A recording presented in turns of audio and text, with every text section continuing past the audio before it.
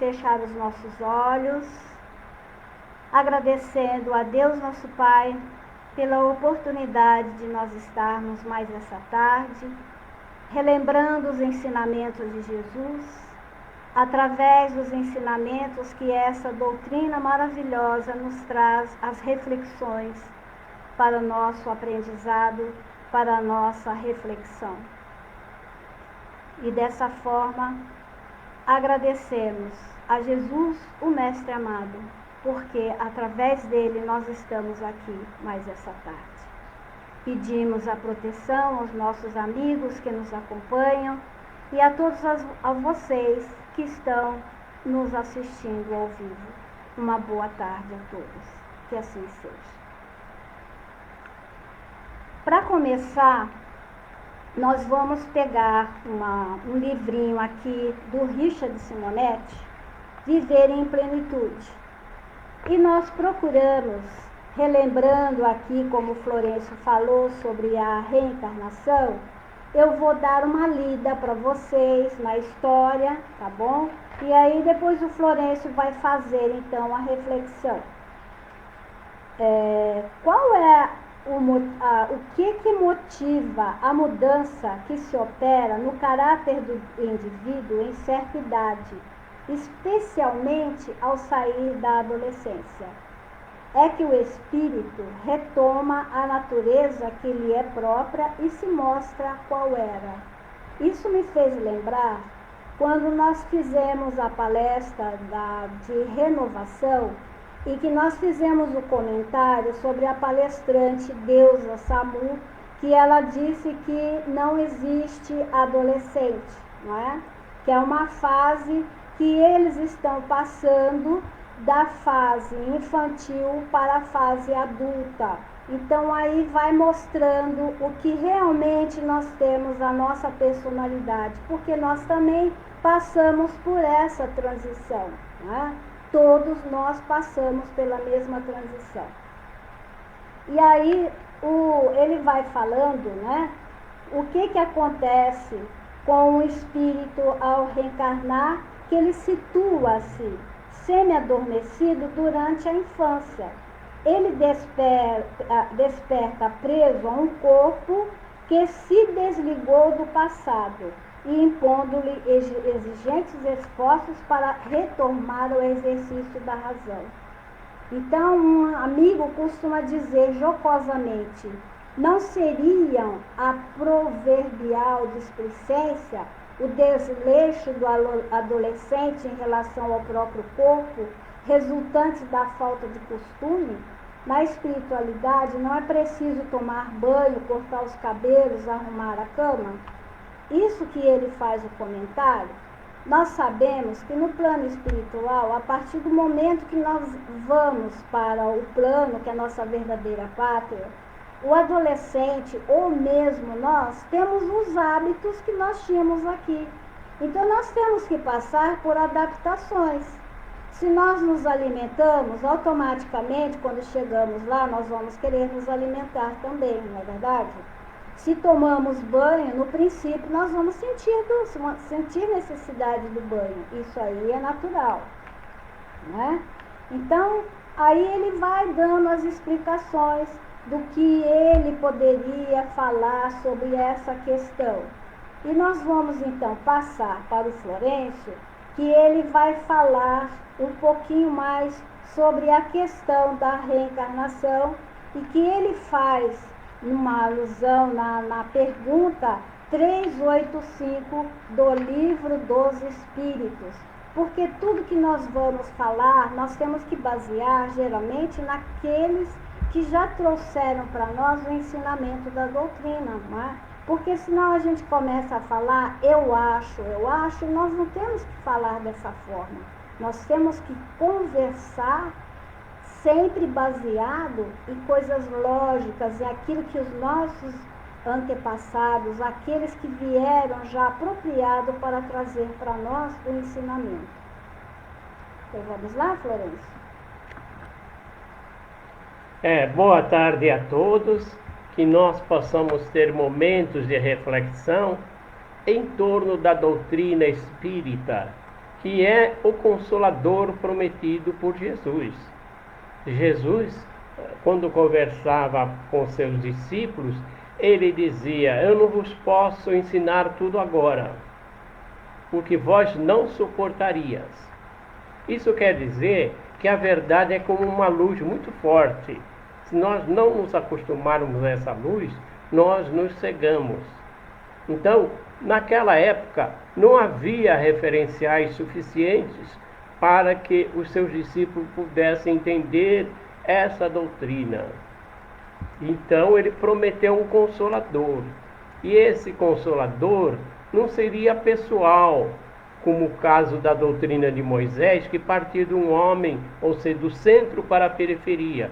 Como a doutrina de Jesus também passou do centro para a periferia.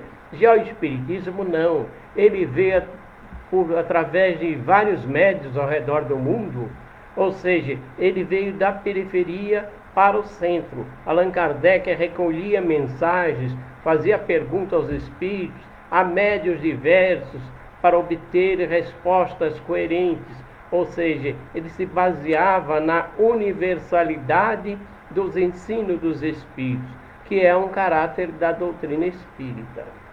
Então, nessa questão 385, Allan Kardec vai abordar a questão da adolescência. Para que a gente possa chegar na adolescência, é interessante que a gente entenda como se dá a encarnação ou a reencarnação, como queira. Se a gente buscar o livro Missionários da Luz, nós vamos ter uma interessante apresentação. O caso do Sigismundo, que é um espírito que tem necessidade de reencarnar. E aquele que será seu pai foi um inimigo de vida passada que ele tirou a vida. Então, há um conflito muito grande. A princípio, o seu pai, Adelino, ele não aceita tornar-se pai daquele espírito que foi seu inimigo. Ele tem uma aversão muito grande. Então, os espíritos trabalham para convencê-lo em aceitar o Sigismundo. E quem é o Sigismundo? O Sigismundo foi um espírito que, na vida espiritual, ele se adaptou de tal maneira que ele criou um trabalho socorrista e criou muitos amigos. Mas chega um ponto que a sua consciência lhe dizia que ele precisava resgatar com Adelino essa desavença, transformar esse ódio em amor, conseguir o seu perdão. Então foi preparado todo um trabalho. Durante o sono, o espírito de Adelino e sua esposa Raquel eram procurados para um diálogo. Então o espírito benfeitor foi convencendo de perdoar e receber esse espírito, até que houve um encontro do Adelino com o espírito reencarnante, que é o Sigismundo, e esse ajoelhou-se e pediu perdão a ele, e ele aceitou então perdoá-lo. Então foi feito todo um trabalho. E veja que a reencarnação, embora o caso do Sigismundo não seja o modelo, porque há infinitas formas de reencarnar, mas pelo menos a gente acompanha esse caso. Nesse caso, foi tomada todas as providências, ou seja, o espírito foi magnetizado para diminuir de tamanho o seu perispírito. Perispírito, para quem não sabe, é o corpo espiritual. Sabe aquele corpo, quando a gente se vê em sonho, o corpo físico está dormindo, mas a gente está deslocado do corpo e nas histórias dos nossos sonhos. Então é com esse corpo que a espiritualidade vai trabalhar e vai diminuindo. E nesse período, o Sigismundo começa a ter conflitos. Será que eu devo ou não reencarnar? Eu larguei um trabalho, os meus amigos, e eu tenho medo de não dar certo. Então, precisou um trabalho contínuo para convencer o Sigismundo de enfrentar a nova realidade que ele tanto necessitava. E aí algumas coisas o espírito de Alexandre vai deixar entrever o complexo da reencarnação. Existem alguns espíritos que ele não denomina, ele chama de espírito construtores, espírito com maiúsculo e construtores com maiúsculo. Isso significa que há um trabalho grandioso de técnicos, esses técnicos têm um chefe, inclusive. Então, quando o espírito de Raquel recebe da sua mãe o espírito de Sigismundo, aliás, ela recebe de joelhos esse espírito. E, nesse momento, aparece o espírito de Herculano. O Herculano é aquilo que as pessoas chamam de anjo da guarda, embora ele não seja um anjo propriamente dito. Ele é um espírito de grande elevação, que vai ficar encarregado de acompanhá-lo na encarnação até os 7 anos de idade. Depois ele acompanhará à distância. Então, mais ou menos 7, 8 anos de idade, o espírito dá por encerradas suas atividades até então. E aí é que o espírito começa a assumir a sua personalidade verdadeira. Daí os conflitos que vão ocorrendo. Então, o adolescente é alguém que completou a encarnação e está agora assumindo a sua personalidade. Mas eles têm muitos conflitos, eles não se entendem. E é na adolescência que mais os pais precisam dialogar com os filhos. Adeilson Salles, companheiro nosso, amigo nosso, ele faz muitas palestras em escolas, em reuniões de pais, porque ele escreve muitos livros infantis e esses livros são adotados pelas escolas. E quando ele vai falar com os pais, ele faz a seguinte pergunta: vocês falam com seus filhos ou vocês conversam com seus filhos? Se vocês falam com seus filhos, vocês nunca vão conhecer seus filhos, porque é preciso conversar, ouvi-los. É por isso que a adolescência ela é muito perigosa, porque muitas vezes o adolescente ele quer conhecer o universo lá de fora para acompanhar com o universo dentro da sua família. Daí o risco dele adotar o universo lá de fora, que muitas vezes os arrastam para vícios. E hoje em dia uma tremenda tendência ao suicídio. Esse Setembro Amarelo, né? Conta-se que uma família americana, ela tinha um filho que era muito querido, ele gostava muito de consertar tudo. Aquele adolescente gostava de consertar, máquina de lavar, o aparelho que tivesse ele consertava. Aí um dia ele pediu para o seu pai que ele autorizasse ele consertar o carro, que era um Mustang. E o pai autorizou, ele foi, ele comprou as peças que achava que era necessário, trocou, consertou o carro e ele fez mais que isso. Ele pintou o Mustang todo de amarelo. Dias depois ele suicidou-se. O seu pai, no velório, ele mandou confeccionar 500 faixas de fitas amarelas escrito: se você tem problema, procure ajuda. E foi esse evento que deu origem ao chamado Setembro Amarelo. Então precisamos ter muitos cuidados com os nossos adolescentes. Muitas pessoas se descuidam, acham que a criança não precisa para as aulas de evangelização, seja de que religião for, se é evangélico na escola dominical, se é católico no catecismo, ou se é espírita, que o centro mantenha as escolas de evangelização com professoras preparadas para isso, que tenham cursos de evangelizadores, para que possam orientar as nossas crianças. Assim, quando eles chegarem na adolescência, ele já tem uma ideia de imortalidade da alma, de Deus, de respeito aos valores, de respeito às coisas do mundo e com respeito aos mais idosos. Então, esses adolescentes vão ter uma estrutura melhor, porque se os pais se preocupam em vacinar contra o sarampo, vacinar contra a varíola, também é preciso vacinar contra o mal.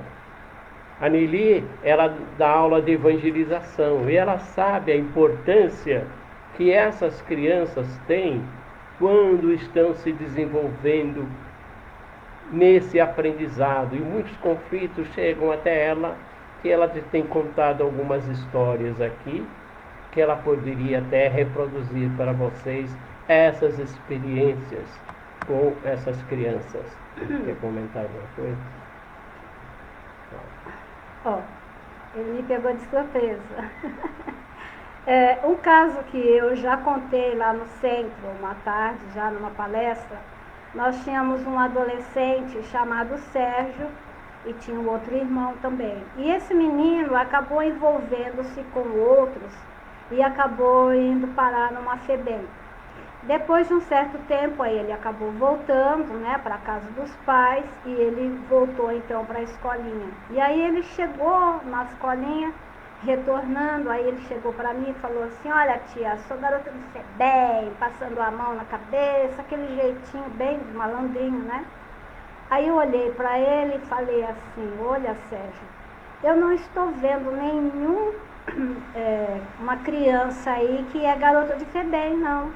Eu estou vendo um jovem, adolescente, que tem tanta coisa guardada aí dentro que não quer mostrar pra gente. Você é um menino bonito, um menino esperto, um menino inteligente, e você está escondendo tudo isso de você. Você tem muita capacidade. Aí ele parou, me olhou, encarou bem assim nos meus olhos, como se estivesse refletindo, né? E esse menino, ele vivia assim com o cabelo comprido, uma roupa meio desajeitada, assim, muito mal arrumado. Quando aproximou-se num outro domingo, ele chegou até nós na escolinha. Quando eu olhei, tinha tomado banho, cabelo cortado, muito arrumadinho. E aí ele chegou numa educação, falou assim: oi tia, tudo bem com a senhora? Eu olhei para ele, eu quase chorei na hora, né? Mas ao mesmo tempo eu pensei: puxa vida, às vezes a gente conversa numa simplicidade e aquela criança absorveu tudo aquilo, porque na verdade ele tem um talento, né? Passado um tempo, eles mudaram ali daquela vila e eles foram morar lá no Guarujá, porque acabaram tirando uma parte ali daquela vila, né, da favela. E a mãe dele, teve a oportunidade um dia de vir na minha casa e vim agradecer e ao mesmo tempo falar que o Sérgio estava muito bem, mas que ele estava frequentando uma igreja evangélica. Aí eu disse para ela: não, deixa ele como ele está, porque toda religião nos leva a Deus. Se a religião está fazendo alguma coisa de bem para ele, deixe aonde que ele está, porque ele estará bem acompanhado também pelos amigos espirituais, não é? Então a gente tem que absorver o seguinte. E aí, complementando um pouquinho mais sobre o Richard Simonetti, ele conta uma história baseado naquela parábola do filho pródigo, né? Só que ele conta da seguinte maneira: um homem rico e poderoso esmerou-se na educação de seus 2 filhos, oferecendo-lhes os melhores exemplos de retidão e existência confortável e segura.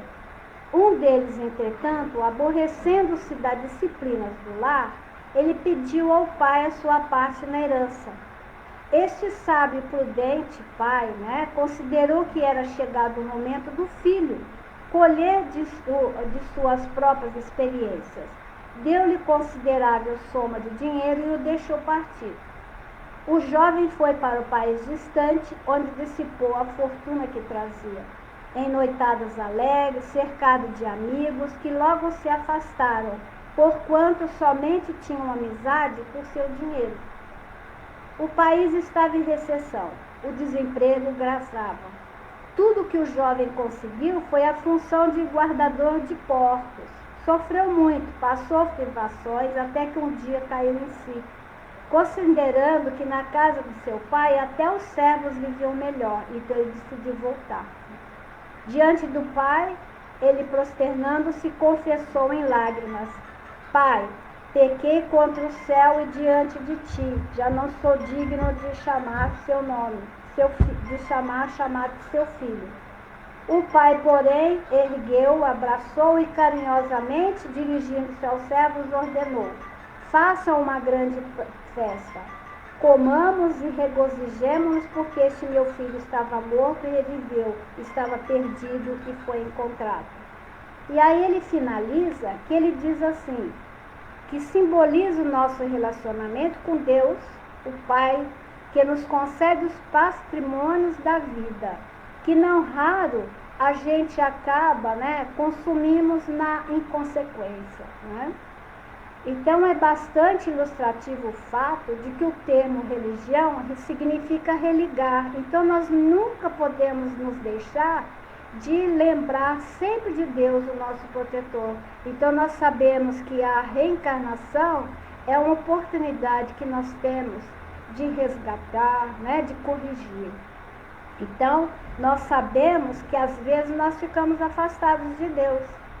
Então, o que acontece também com os nossos filhos? É como o Florencio falou, as oportunidades que os filhos têm, o preparo que os pais têm para poder receber os filhos de novo, Então, nós temos que proporcionar a eles um lar ajustado e feliz, dando as melhores condições e valores de uma dedicação sem limite.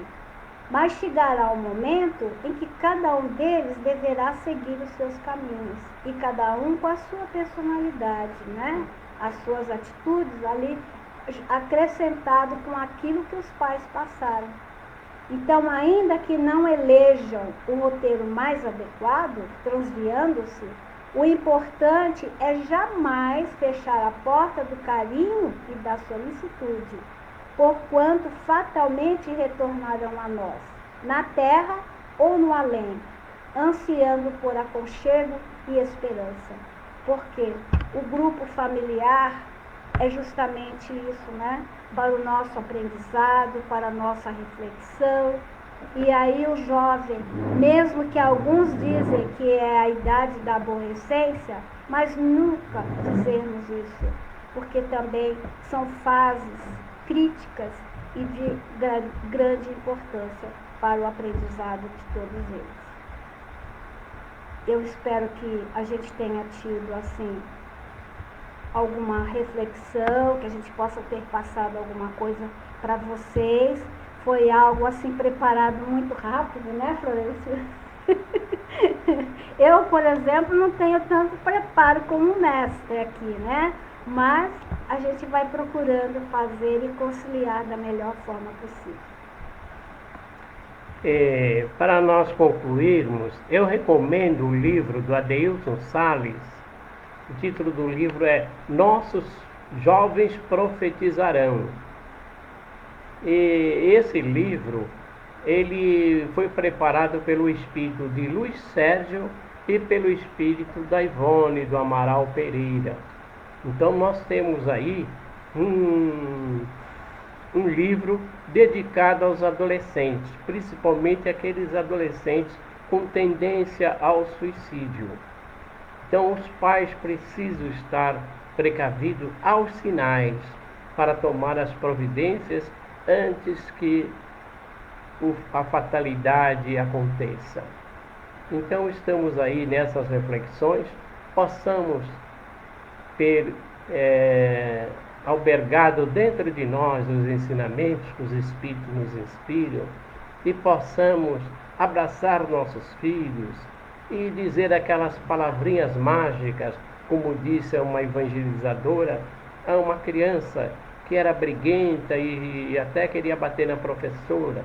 Ela abraçou e disse a frase mágica com 4 palavrinhas: eu gosto muito de você. E aí ele desarmou-se. Possamos nós também abraçarmos nossos filhos adolescentes e dizer a eles: eu gosto muito de você e quero o seu bem por toda a vida. Que Deus nos ampare a todos. A Nelly vai fazer uma prece para nós encerrarmos a nossa conversa. Nós vamos fazer então uma prece conhecida, que é a prece de João de Deus, que vocês vão lembrar logicamente de quem faz. Meu Senhor, sábio dos sábios, Pai de toda a criação, põe a doçura em meus lábios e a fé no meu coração. Sol de amor que me conduz na vida em que me agasalho, enche meus olhos de luz e as minhas mãos de trabalho. Dai-me forças no caminho para lutar e vencer, transformando todo espinho em flores do meu dever. Pai, não te esqueças de mim, nas bênçãos da compaixão, guarda-me em teu coração de paz e de amor sem fim. E aproveitando esse momento de paz, de harmonia, nós vamos vibrar pelo nosso irmão Luiz, que desencarnou, dando um fortalecimento dos nossos amigos espirituais, a ele que chega na verdadeira pátria, e a nossa irmã e familiares, que lhes dê a coragem, o fortalecimento para esse momento tão difícil na vida de qualquer um que passa por esses momentos tristes. Mas que eles poderão futuramente lembrar-se com muita saudade, mas ter o coração mais apaziguado. Que assim seja. Graças a Deus, graças a Jesus.